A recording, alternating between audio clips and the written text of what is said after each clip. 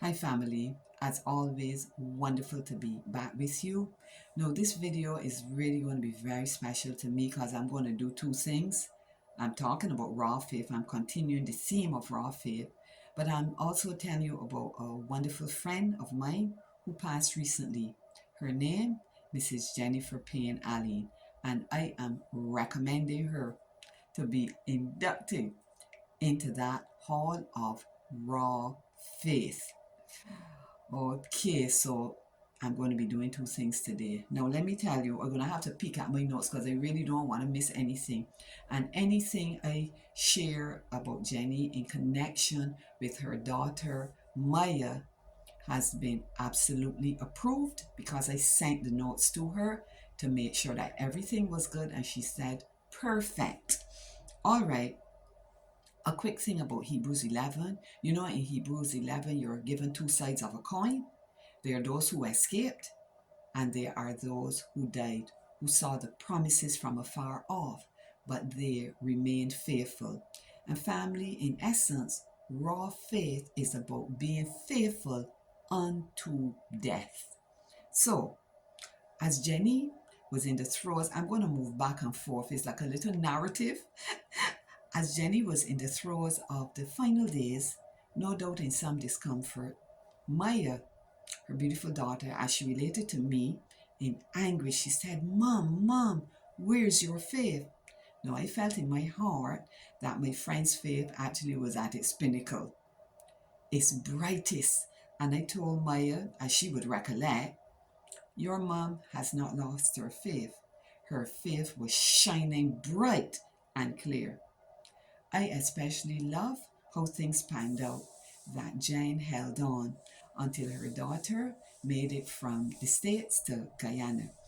Her status on WhatsApp, I had to smile. I thought it was just so sweet. Sad, oxymoron. It was a sad, sweet kind of thing. She had, hold on, mama, hold on, mama, hold on. And you know what? Jennifer held on. She held on until her daughter arrived. Let me tell you a little bit about Jenny. Jenny and I were friends for really many years. Our hearts got blended and bonded. She was always a very positive, encouraging, affirmative, empathic kind of person. And I believe that description that I've given of her, a number of you who know her would give the same description. We never, Jenny and I never had any kind of what you call a hiatus or break in our friendship. Never a negative word spoken on either side. And I would truly say that she constantly affirmed and supported my purpose and mission in my earth years. Family, you know that all we have earth years because we're not into eternity yet. And you know, Jenny had this emphatic way of talking that I like. Very often she repeated with much emphasis, Nola, keep on doing what you are doing. You are impacting many, girl. You do not know. You do not know.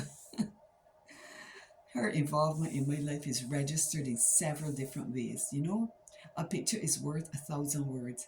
And I'm so glad that I took the time to capture some of those moments. A time we made a special trip to Farley Hill when it was my birthday, and Jennifer and Sister Harewood came along. We had a very good time. Then we attended a women ministries retreat together, Government Hill Women's Group, and we shared the same room by design. That was just wonderful. Jenny had lunch with me and my family several times.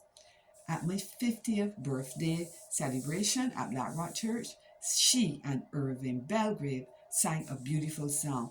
And I meant to say, I welcome my Facebook family, my WhatsApp family, and also my Government Hill family, because that was Jennifer's home church there in Barbados.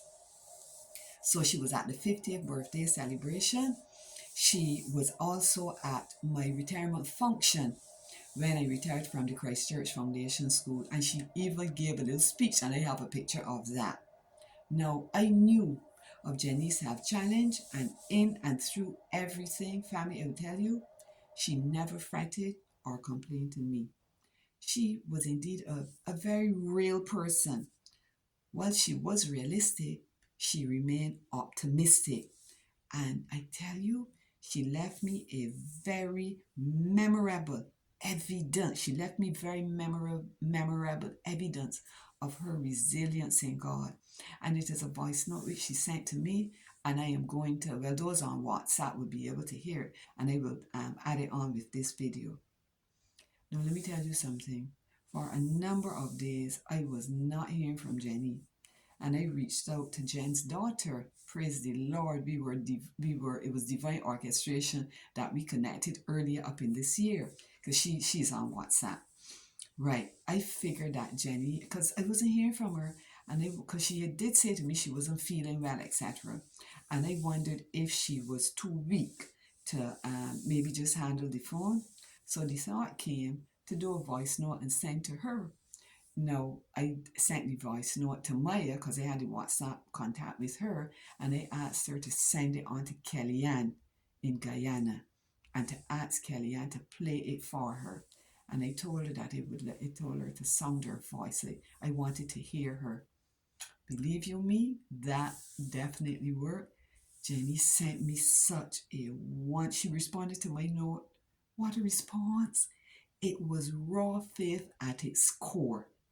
I knew she was not feeling her usual self, but her voice still had that resonance, that positivity, that sparkle, tinkled with some humor, as you would notice, those who get to hear the little voice note she sent me. I inferred Jenny's raw faith as she responded to her daughters.